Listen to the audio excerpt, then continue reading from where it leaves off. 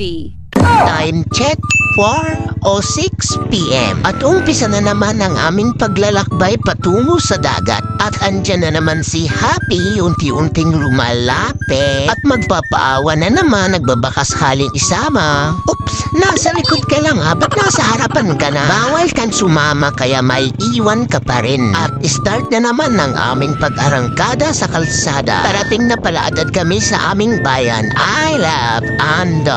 At syempre, pag andito kami sa bayan, need muna namin magpagasolina. Pagkatapos ituloy na ang pag-arangkada ng mahigit kumulang kalahating oras sa kalsada.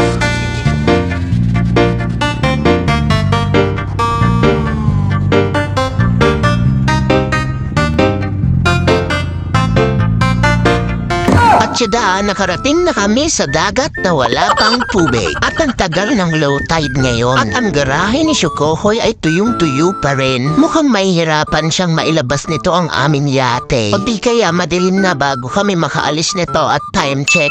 Alas 5 na. Alas 5 na ng hapon pero mababa pa rin ang tubig. Wala kaming ibang gagawin nito kundi mag-antay ng ilang minuto. At ito nga, ginagawa na ng paraan ni Shukohoy dahil 22 minutes nang nakalipas. At hindi na siya mapakali dahil magdidilim na. Kaya binubuhos siya na ang kanyang buong lakas bilang Shukohoy.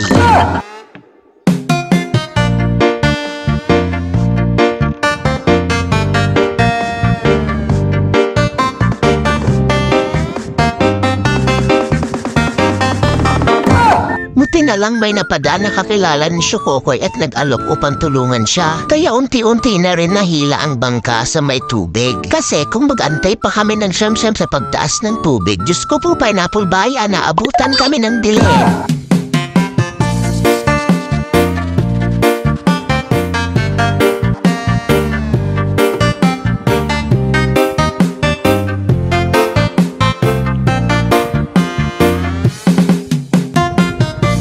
Ito nga, umpisa na naman ang aming arangkada sa dagat patungo sa aming pangkabuhayan. At ang kapal ng ulap men sa kalamitan na tila mo'y nag-aadyang umulan. Pero wag naman sana at sana kalmado lang ang alon ngayon. At unti-unti na rin dumidilim ang paligid. Halos di ko nga nasilayan ang sunset kanina dahil natatakpan siya ng kapal ng ulap. Ngayon, palubog na ang araw pero nag-iiwan pa rin siya ng konting liwanag. At napansin ko ang ganda ng background namin sa likod, parang doble cara. Nahati ang kulay sa asul at dilaw.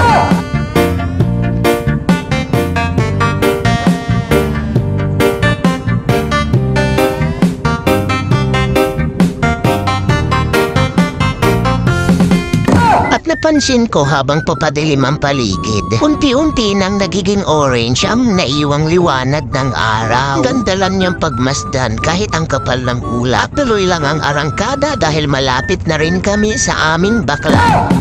Sa umagat sa tabisa, bawat minutong lumilipas, hinahanap-hanap kita. At ito nga, nakarating na din kami dito sa baklad at ang dilim na ng paligid. And time check, 5:56, mag-aalas 6 na rin pala. At inuumpisahan na rin ni Shukohoy ang pagbaba ng mga tali at pag-angat ng mga net. At dahil napakadilim na ng paligid, hindi na ako masyadong nakapag-video. Kaya ito na agad ang aming huli for today video. Ari-saring fresh fish from the sea. Thank you for another blessing na biyaya ng yamang dagat at walang humpay na pasasalamat.